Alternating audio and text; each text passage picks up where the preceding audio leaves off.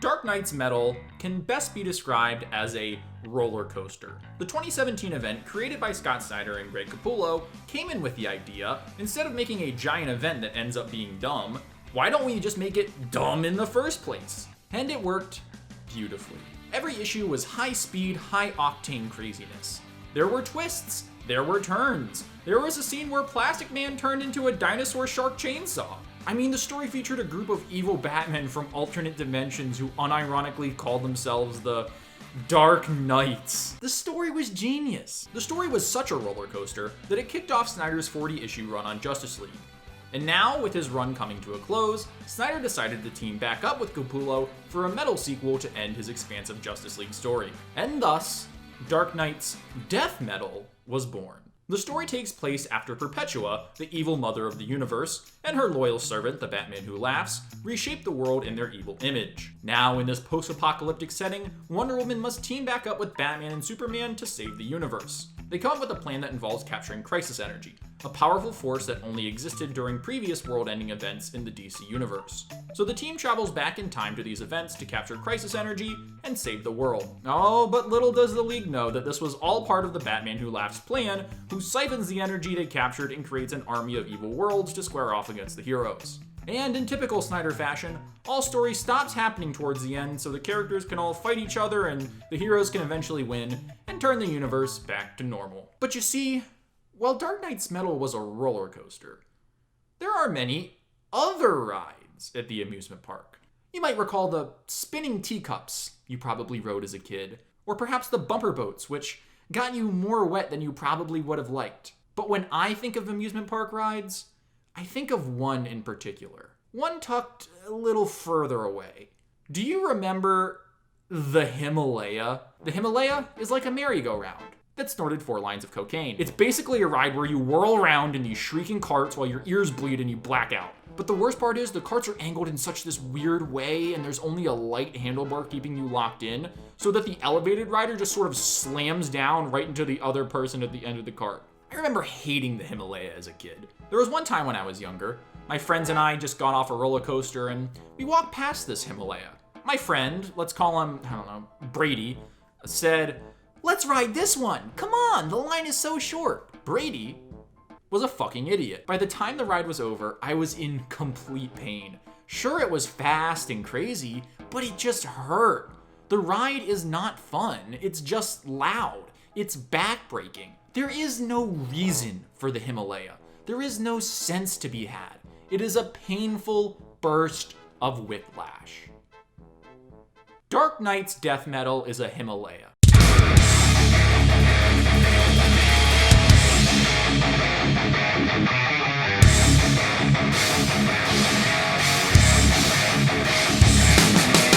Death metal certainly did not receive the same critical acclaim that its predecessor did. Fans complained that it was confusing, that it was sloppy, but among all criticisms, one became the most common amongst fans, and that was that the book was too crazy. You see, the original metal balanced this tone of bombast and seriousness, but now fans complained that death metal was too bombastic, that because it wasn't serious on any level, that the book failed as a result. But, as usual, the fans are mostly wrong. The problem isn't that death metal is too wild and random. In fact, I think the story's at its best when it's just trying to have fun. Lobo slaughtering a bunch of cartoon imps, the League fighting a bunch of 60s Batcamp parademons. These moments are where the story is at its absolute best. Now, is there something lost in the transition from a version of Bruce who kills Ares and becomes the god of war to protect the world from suffering and metal, to a sentient Batmobile, some guy named Alfred, and a talking T-Rex with a Batman stuffed inside? Well, yes. But death metal's problem isn't that it's too crazy. The biggest problem with death metal is that it is very poorly structured. While it might be true that the absurd stuff going on here might lower some of the stakes, I really had no problem with it. But what one can't ignore are the glaring structural problems with this story. Each issue, the whole story, the entire event suffers from a very poorly constructed framework. And I'll get into all that, but I want to start by talking about one aspect of the story that really exemplifies the larger structural problems with death metal's plot, and that is the Batman Who Laughs.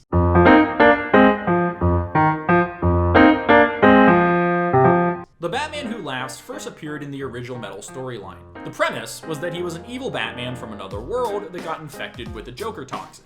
So basically, he was a Batman-Joker hybrid. I mean, clearly ripping off this much more subtle Batman-Joker hybrid from Future's End, but who am I to complain? The idea of what if the Batman was also the Joker?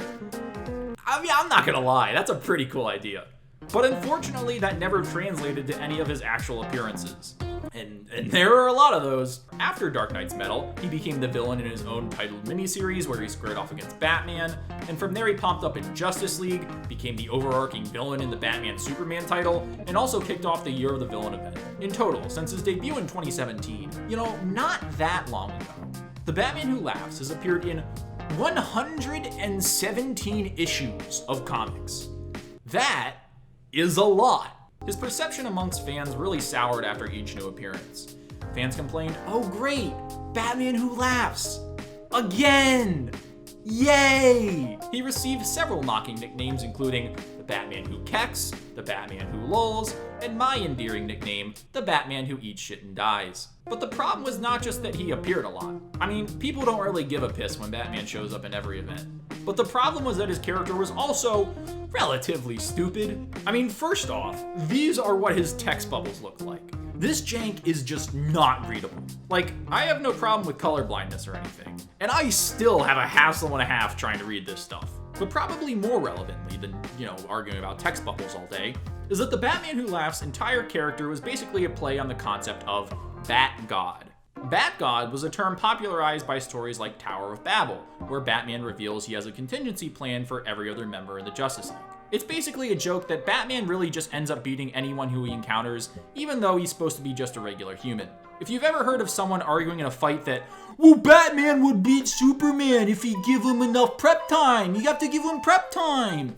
Yeah, that's Bat God. And it basically turns every story with the Batman Who Laughs into him just having an ace up his sleeve to counter every fucking thing you throw at him. But Death Metal turned things from not believable to super hyper mondo not believable. But to give you the full scope of the Batman Who Laughs role in Death Metal, it's important to go over some key aspects of Snyder's Justice League. His entire Justice League story revolved around Lex Luthor amassing power to summon Perpetua, the evil kaiju mom of our universe. In the very last issue of the series, Luthor fully unleashes Perpetua, and she resets the universe. So the final confrontation of the League versus Luthor and Perpetua was supposed to take place in Death Metal. But sorry fucker, that did not happen. There was a 4-issue miniseries in between Snyder's Justice League and Death Metal titled Hell Arisen, because its initials are HA. They spell ha. He's the Batman Who Laughs. God, isn't that genius? Oh, that's so cool. Oh, I want to stab my eyes out. And in this series, the Batman Who Laughs completely gets rid of Lex Luthor, and the Batman Who Laughs instead becomes Perpetua's right-hand man, or right-hand Batman, if you will. I don't deserve to live. So if you were to go from the end of Justice League straight into Death Metal, you would have no idea that Luthor was completely ditched as the plot point, which is so incredibly anticlimactic considering he was the villain built up over the entirety of the story. So we already see that the structure of the larger story Snyder's trying to tell is off, since the main conflict of the rest of his work isn't in Death Metal. But even if you didn't read Snyder's Justice League, the Batman Who Laughs still makes no sense in this story. So if the Batman Who Laughs was Bat God in his previous stories, he's fucking a Bat Super Saiyan, Mongi Gecko, Blicko Mode, Uber fucking, I don't know, he's busted out of his goddamn mind. And he literally must be God in this story because every free-willed action that any character takes in this story, regardless of any other plot points relating to it, solely goes towards furthering the Batman Who Laughs plan. You see, the Batman Who Laughs, he really doesn't actually give two shits about Perpetua. His goal throughout the story is to amass godlike power to kill her and then restart the entire universe. And you can't seriously be telling me that his plan is to destroy this post-apocalyptic universe to create another post-apocalyptic universe. Great writing, but his plan is just nuts. In issue number 1, Wonder Woman kills the Batman Who Laughs. Thank God. But this was, of course, all part of his plan. Oh, we should have saw it coming. He's so smart. He's Batman. Prep time. Yay. Now that he is dead, he can use an alternate reality version of Batman, but Dr. Manhattan, given the unironic name of Dr. Bat-Hatton, to give him essentially omniscience. Like, it's Batman, 10 decades of prep time, fucking 40 years of prep time. That's less, but he has prep time, yay, oh, look what you can do, oh my gosh, it makes me want to pull my hair out. And he chooses, out of anything in the universe, to look like this. That is like fucking My Chemical Romance DeviantArt level drip. What the shit? Anyway, so from there he uses the hero's actions throughout the story to somehow gather more energy to become powerful enough to kill Perpetua and now become the main villain of the story. This is a very glaring problem with both the structure of Snyder's Justice League story and Death Metal itself. As this is the finale of his Justice League run, the Batman Who Laughs killing the main antagonist just undercuts the entire conflict of the story. There is no Luthor, there is no Perpetua, some character who just showed up once in Justice League just shows up to kill the actual main villain. This lack of a finale for Snyder's Justice League is apparent in every decision of the book. Justice League's main characters, which I would argue are Hawkgirl and Martian Manhunter, have no speaking lines. Perpetua's whole motivation of humans embracing their evil impulses is ruined when she mentions she wanted to make them aspire to a higher ideal. Huh? But even devoid of Snyder's previous works, the Batman Who Laughs becoming the main villain completely messes up Death Metal itself. Because we don't start the story with the Batman Who Laughs in power. So we have to spend 5 out of the 7 issues having the Batman Who Laughs kick Perpetua out of her own book so that he can become the main villain. So before our heroes can actually collide with our villain, we need 5 issues to actually set up the villain. You'll notice there are a lot of similar issues like this, where the story sets up a premise in the beginning, but then completely changes it by the end of the story. This leads to a bizarre plot where something is clearly set up, like Perpetua being the villain, but is then not explored throughout the entirety of the story. But the Batman Who Laughs is just the tip of the iceberg, the bat of the Batberg. I wrote in this script, put analogy here, and that's what I came up with. That's what's in my brain. That. God, why do you people watch me? The makeup of the story doesn't suffer solely because of the Batman Who Laughs. It is just one of the more confusing examples. I think what we'll do is I'll start small on the structure of a single issue and then build towards the structure of the entire event, because the plot here is very strange. Allow me to explain.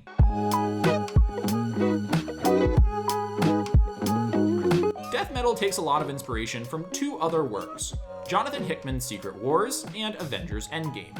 You see, Death Metal tries to be both a post-apocalyptic distorted universe and a time heist through the universe's past. But because it does not commit to either, the story pulls in 2 separate directions. In this section, I will compare Death Metal to Secret Wars, and later on, I'll get into Avengers Endgame. So when we are talking structure in this video, whether it's on an individual issue basis or the entire story, I'm going to refer to the commonly used 3-act structure.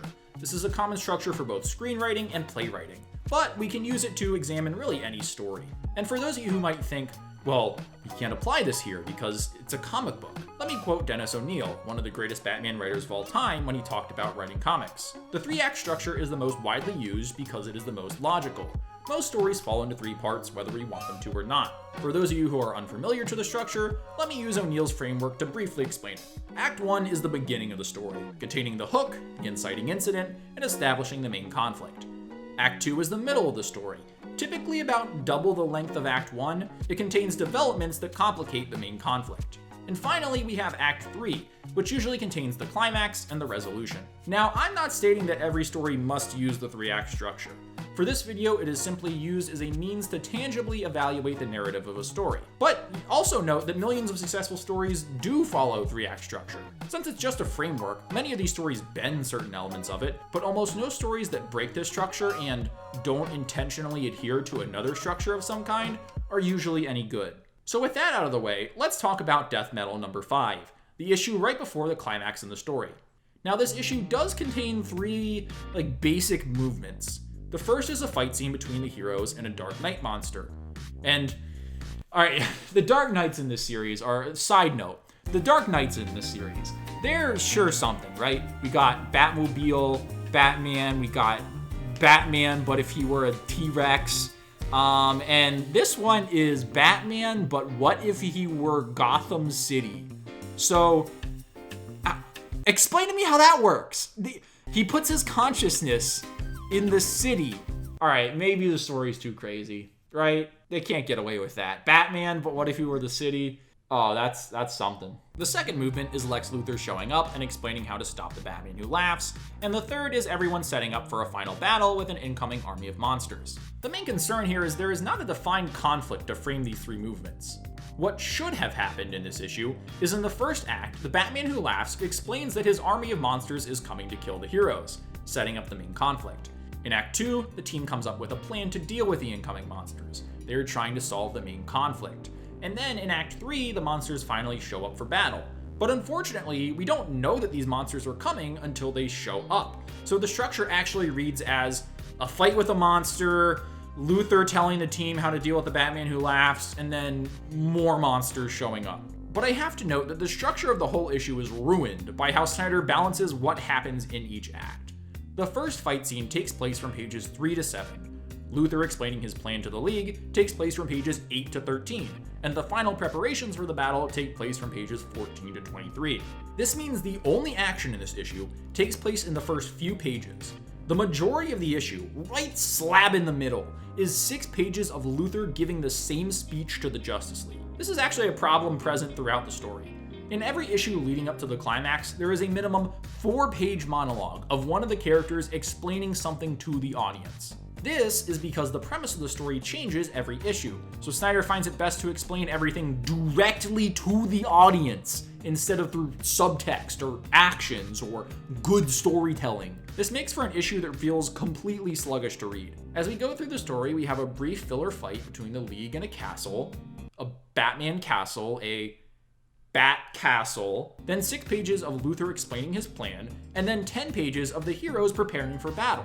This structure lacks any and all balance. It's mostly just dialogue, and not meaningful character-building dialogue just to tell you what is happening and explaining future narrative elements of the story. This is what I mean when I say the problem isn't that the story is too metal and out there. Because most of the story isn't the characters being metal or doing anything crazy for that matter. Most of the story consists of the characters setting up future plot points. Let's compare Death Metal number 5 to Secret Wars number 7, which was also the issue in the series before all shit broke loose. Secret Wars was a very popular Marvel event, and it is also a story about a villain rewriting the universe to their twisted vision. In the story, Dr. Doom seizes the power of an all-powerful race to become God Emperor Doom. And look at that drip. Oh my goodness. Dude, God Emperor Doom, he hits different. He sits on Yggdrasil, also known as the World Tree, as his throne, and commands an army of Thors. However, just like in Metal, a team of heroes including Reed Richards, a few Spider-Men, Namor, and Black Panther team up to end Doom's reign. But in Secret Wars number 7, unlike in Death Metal number 5, there is an actual clear conflict that follows throughout the whole issue. Act 1 sets up a growing rebellion in the lower ranks of Doom World. This first scene shows an all-out battle with the rebels, and the second scene shows Doom's response to the situation. With this rebellion now set up as the main conflict of the issue, we see how it evolves over the second act. In Act 2, several Thors switch sides, turning the tide in the favor of the rebels. Later on, a group of Doom's loyalists arrive to the scene to turn the tide back in Doom's favor. There are actual complications added to the conflict, unlike the middle of Death Metal, which is just Luthor explaining some nonsensical plan. Act 3 ends pretty similarly to the end of issue number 5 of Death Metal, where the main heroes prepare for the coming battle. But here, this plot actually relates to what was going on in the rest of the issue. The third act features Namor and Black Panther collecting an army of zombies to fully unleash against Doom. If you notice, the story in Secret Wars actually focuses on action. The characters aren't just scheming the entire time, and this is so crucial when it comes to an event story. Death Metal suffers issue after issue because it has to keep adding more to the plot. In both Death Metal and Secret Wars, the plot starts with the heroes having to overthrow the god of a corrupted universe. But while Secret Wars sets all of that up and then goes on to tell the story, Snyder is still giving exposition dumps in the 5th issue of the series. So even though each issue of the series suffers on its own from poorly plotted structure, when you put them all together, it turns out the story's even worse. As the series was coming out, I wrote that Dark Knight's Death Metal was not the events that happen, but instead the kinetic momentum that rushes you past them. After reading the entire series, I now find this untrue, as what I mentioned earlier implies there is momentum in this story. As you read death metal, you will find yourself lost. That may be in part because anytime the story tries to do something, Snyder chucks in another few high-level concepts. And you know what? They're not even high-level, they're just poorly defined and abstract. But the real reason the story makes one feel lost, like they aren't in the right part of the story, is that it both breaks 3-act structure and sets up many premises that never pay off. Let's start by looking at the overall structure of the main death metal series. The series comprises of 7 total issues. The first 3 issues feature Wonder Woman getting the band back together to initiate their plan to travel back in time. Issue 4 features the Trinity going back in time. Issue 5 sets up the big final fight, and issues 6 and 7 consist of our heroes squaring off against the Batman Who Laughs. This can be easily defined as Act 1, setting up the premise of time travel, Act 2, the team going back in time, and Act 3, the final battle with the Batman Who Laughs. The problem here is that Act 1 sets up the premise of the team going to time travel, but said time traveling only happens in one single issue. In issue 1, Wonder Woman meets with Wally West and discusses their plan to go back in time and save the universe. But she then spends another 2 issues convincing Batman and Superman to go join her. In a typical 3-act structure, Act 2 is usually twice as long as Act 1. And even if it's not that amount, it's at least the longest. But here Act 1 drags on for 3 issues, while Act 2, where the majority of the story is supposed to happen, is barely explored. This is where death metal struggles to handle 2 competing plot lines. On the one hand, this is a story like Secret Wars, where the heroes have to fight back against a dystopian reality. But on the other hand, this is a story about the heroes traveling back to previous DC events. But really, I guess not. It's not. It only happens here for 1 issue, but because from the very first issue, Wonder Woman established this as the hero's main goal, the story seems to primarily be a time travel story. I actually think this would end up working better as an overall plot. If death metal actually adhered to a more typical structure, I actually think it would work in its benefit. Issue 1 could set up how horrible this world is and set up why the heroes need to change it, and then at the end of issue 1, the heroes travel back in time. We now have 4 issues to explore the past of these DC events. Act 3 could remain relatively the same, with the heroes returning to the present and defeating the Batman Who Laughs. The problem is that since we only get 1 issue with the time travel plot, they actually don't really feel like they're traveling back to these events. Each time they go back, they only have enough page space to have a conversation with that event's particular villain. We barely see the, events from these events. Hell, in the Return to Crisis on Infinite Earths, the world is already dead, and Batman just talks to some guy in front of a blank white background. The event where Supergirl died, or all these worlds starting colliding. What was the best part of that? This blank white background. Yeah, love it. So what we get is 3 issues of build-up to this time travel event, only for it to barely matter to the plot of the story. Now, as I was explaining the narrative of death metal, you might have noticed it's identical to a little indie movie, a small budget production. Oh, I don't know, you might have heard of it. Avengers Endgame. Spoilers, by the way. The structure of Endgame is thus.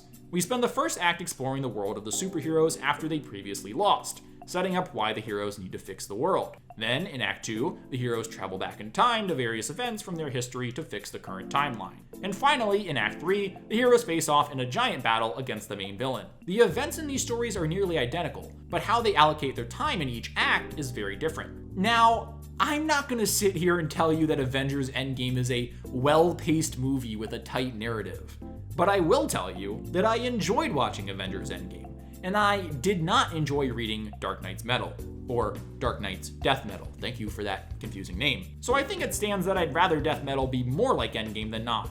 Because Endgame spends the majority of its time in the past, in Act 2, where the majority of the story is supposed to happen, we actually see these wonderful and fun moments of the heroes visiting their past lives. In a story like Snyder's Justice League, where the heart is making connections through the DC universe, this would have been a perfect fit. But it's clear that this time travel plot was not the core of the story. So if you aren't going to focus on this time travel aspect like in Endgame, then don't set it up. The book does this often, where it sets up one thing and then never pays it off, or fails to set something up so it appears out of nowhere. The book starts with this map of the Metalverse, showing all this interesting lore and history, but then never explains any of it. It has this whole section called the Arkham Wastelands. What's that, Scott? I want to know! It has a whole issue that's supposed to be dedicated to exploring these worlds, but instead tells a backstory for Batthulu. Everyone, you won't believe what this Batman is. Okay, so this one's Batman, but what if he were Cthulhu? and his name's Bathulu. Dude, oh God. Give me your best Dark Knight. I've asked for this on Twitter before. They get so ridiculous. Come make your own. They're fun. Bat brain. He's a brain, but he's a Batman. The bat candle. You light a candle and he goes like a bat light. The bat signal shoots up in the sky and he's like, oh hey Batman, and he goes, and then it says Justice in Flames comes up. Bat mug. It's a Batman, but his DNA chip got encoded into a mug. And he fights crime by just spilling mildly hot coffee on criminals. The bat pencil. I'm just using things around me now at this point, but that's how it works. That's how you did. You got Bat Castle. You got Bat Car. I think I've lost it, everyone. I think that was the worst derail I've ever done in my life. Halfway through the story, Lex Luthor shows up with something called the Death Metals to stop the Batman Who Laughs, but these things were never set up earlier in the event. Wonder Woman convinces Superboy Prime to switch from villainy to heroism with one unconvincing line because she had no time to set up any other kind of argument. This all leads to a very disjointed story where the premise changes every issue. We're stuck between a post-apocalyptic bloodbath and a romp through DC history. But this structural confusion exists not just in the main book, but the entire event as a whole. Let's look at the tie-ins for Dark Knight's Death Metal.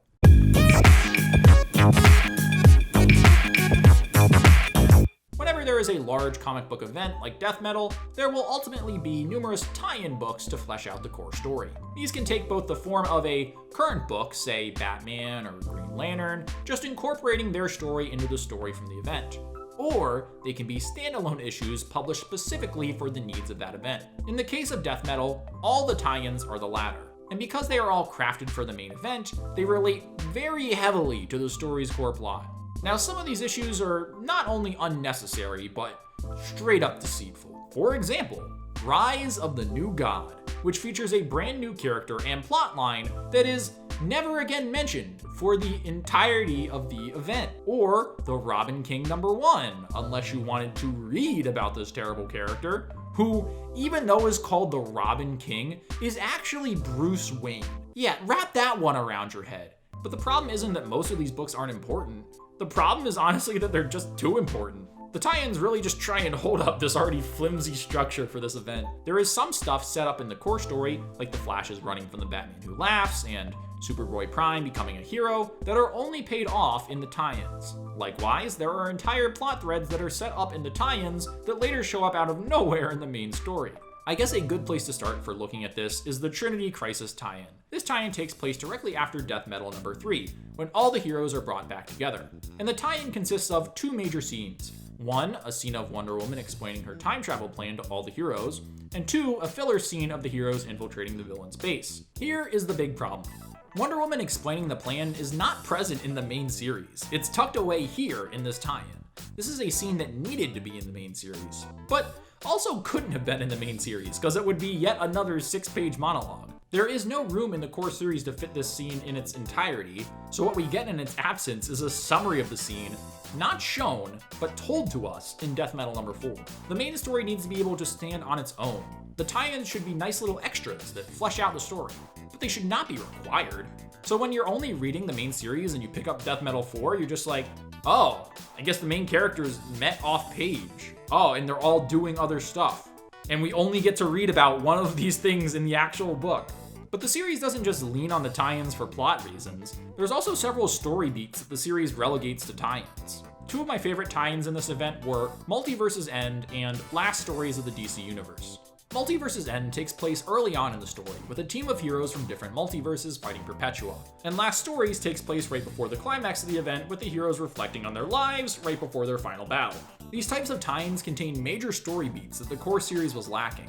And lacking specifically because so much time was spent in monologues and not choosing what the main plot was. Multiverse's End contains a bunch of fun and exciting action, the exact kind of stuff that you'd expect from a Metal series. There's Captain Carrot, an army of Rainbow Batman. I mean, there's fun stuff going on here.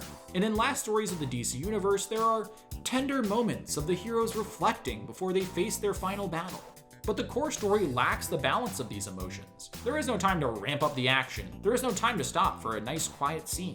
The whole main series is filtered with the same nauseating feeling of exposition and mindless action. So the solution was just to cut out all of these moments of tonal shifts and just relegate them to the tie-ins. Look, I really don't want an actual 83-page tie-in of the heroes sitting around and reflecting on their lives. One scene in the main series would do just fine, but every time the series could offer something more, it says, that could be a tie-in. So even as an event, the structure is all over the place. Vital information and story beats are sectioned off into different tie-in books. The tie-ins don't even flesh out this sorely underdeveloped world. There are a good handful of really good stories in these tie-ins, but they don't add any sense of structure to the overall event. And with so many writers and artists all coming together for an event, I don't expect perfect execution. And as a longtime comic reader, I don't expect most of these tie-ins to be good. But when so much is set up to explore in the main series, it's surprising how much isn't explored in these tie-ins.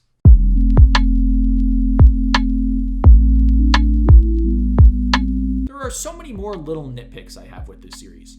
Not even nitpicks, just like actual solid criticisms. Why does Luthor become a hero out of nowhere? Why is Superboy Prime's motivation the exact same as the World Forger from the Fifth Dimension? Why in God's ever-loving name is Alfred teaming up with Bane after Bane just snapped his neck? Also, how is Alfred alive again? Why does Batman revive the Batman who laughs to fight the Batman who laughs? There's a lot of little things here, but really, this was a story that I really wanted to enjoy.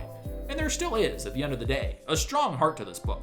If there's one moment that summarizes this story, it's when Wonder Woman and Batman Who Laughs are flying right back in time, and there's some demon perched up, just watching them fly by, and he just says, "What the fuck?"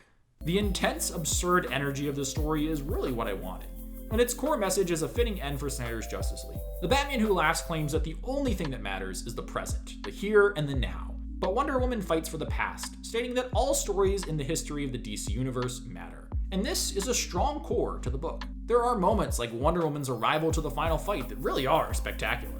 But at the end of the day, there was just a lot of problems with Death Metal. I have no problem with a story that attempts an unconventional structure. I mean, most people weren't going around the streets making fun of Shakespeare because he wrote his plays in 5 acts.